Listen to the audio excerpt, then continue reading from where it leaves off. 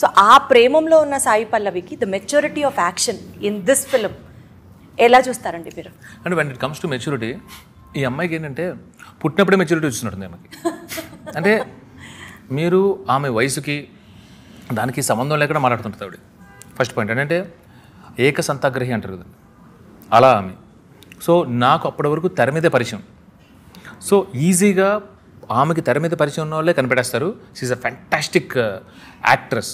అలా she's a puller. ఏ character అన్నా అలా చేస్తుంది అనేది మనకి స్క్రీన్ మీద పరిచయంతోనే చెప్పేయగలం. సో ఆమె బేసిక్గా ఏంటంటే ఆమె స్క్రిప్ట్స్ వినదండి, చదువుతుందన్నమాట. నాకు అంటే ఎనీ ఫిలిం మేకర్ పర్టికులర్గా మనకి చదివేటప్పుడు కన్నా నెరేట్ చేసేటప్పుడే ఇంకా చాలా క్లియర్గా చెప్పచ్చు అనేది ఏ రైటర్ డైరెక్టర్గానే ఉంటుంది.